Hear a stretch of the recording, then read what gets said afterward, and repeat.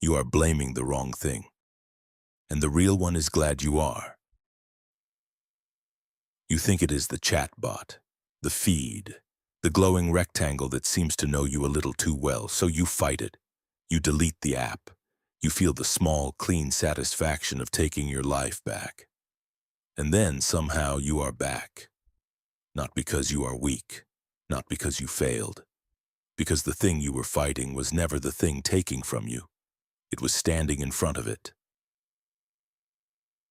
Here is the feeling almost nobody describes accurately. It is not addiction. It is not even really pleasure. It is a low, frictionless pull. The sense that something is being quietly drawn out of you in exchange for something that costs you nothing. And the strangest part is how pleasant it is. No alarm, no pain, only comfort, and the faint suspicion that the comfort is the bill. You have been told the cause has a name and the name keeps changing. A few years ago, it was the smartphone breaking a generation. Before that, television rotting our brains. Before that, radio. Before that, the novel was going to ruin young women. And right now, the word is artificial intelligence. Notice that the title of this video says AI. Notice that almost everything you are about to hear is about older things. That is not a mistake. That is the argument. The face on the machine keeps changing. The machine itself has been running, more or less unchanged, for almost 200 years. Start with the most careful study anyone has run on this. In 2019, two Oxford researchers, Amy Orban and Andrew Przybylski, did something unusual. Instead of running one analysis and publishing the scariest result, they ran thousands of defensible versions of the same question across more than 350,000 adolescents.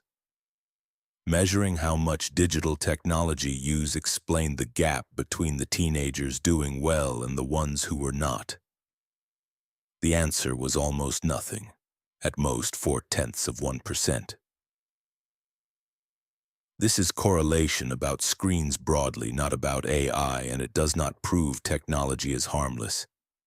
But it means time on the device is a remarkably weak predictor of who actually suffers, which leaves a hole.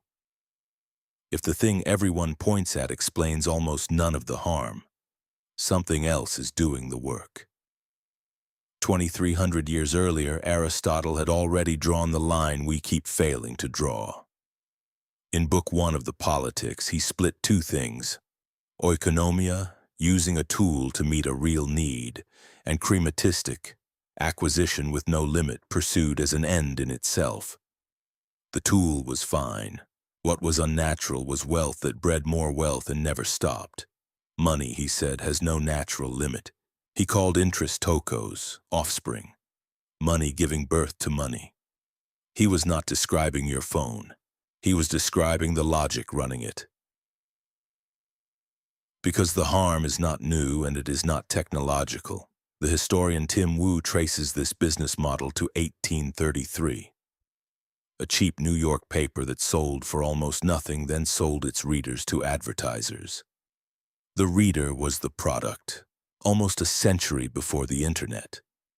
Shoshana Zuboff named the modern version behavioral surplus. The part of you that gets harvested and resold. The tool changes. The extraction does not. And here the obvious story breaks. Writing in Nature, the researcher Candace Odgers argues that the comfortable story, that the phones broke the kids, is not actually supported, and that the arrow may run the other way. Distress driving the use more than the use driving the distress. It is a real unsettled fight. Others push back hard. But sit with it. The phone may not be where your pain begins. It may be where your pain goes. Not long ago, a study even claimed AI weakens the brain. Wired-up writers, poorer memory, headlines everywhere. It is a preprint, unreviewed, 54 people, 18 of whom finished. Lean on it, and you commit the exact error this whole episode is about, mistaking the face for the machine. So here is where this channel has to be careful. The temptation now is obvious. If the system is built to extract you, then take yourself back. Delete the apps. Do the detox. Reclaim your attention. That conclusion is the trap. It is not the way out of the machine. It is one of the machine's products. Watch the move. A harm that was designed. Engagement is the revenue, so distraction and low-grade anxiety are not glitches. They are the exhaust of the optimization target.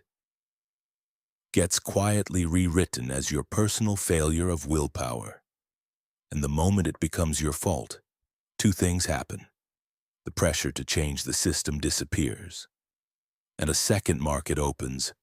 Focus apps, digital well-being dashboards, detox retreats, selling you the cure for the anxiety the first market manufactured, often shipped by the same companies. The exit is sold by the machine you are trying to exit. And before this turns into a story about ancient wisdom, Aristotle saw the danger of limitless extraction clearly, but he saw it from inside a slave-holding city. The leisure that let him imagine a bounded contemplative life ran on people who were not free.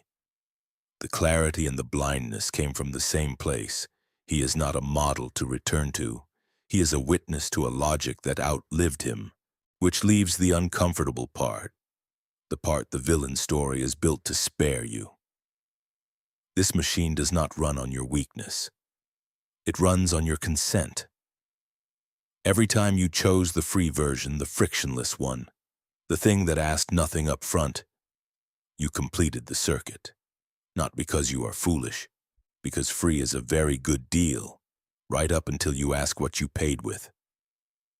The chatbot is not the thing taking from you. Behind it is a logic with no natural limit. The one Aristotle named, the one the penny press ran on, the one that will wear whatever the next device is called. So the question is not how to quit. What is being taken from you that you have not yet learned to feel? Next time the thread pulls somewhere stranger. We built a world that removed every obstacle, every weight, every effort, every small resistance between you and what you wanted. It was supposed to set us free. We may have taken something out that the whole thing quietly depended on.